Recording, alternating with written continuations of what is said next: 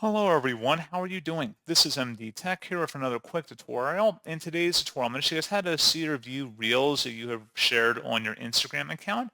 So this should hopefully be a pretty straightforward process here, guys. And without further ado, let's go ahead and jump right into it.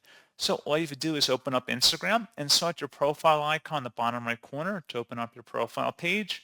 And then you want to select the hamburger icon in the top right corner. Underneath how you use Instagram, select where it says your activity, and then go down underneath where it says content you have shared, and you want to select where it says reels, and then it should list out all the reels you've recently shared. So pretty straightforward process on that, guys, and as always, thank you for watching. I do hope that I was able to help you out, and I do look forward to catching you all in the next tutorial. Goodbye.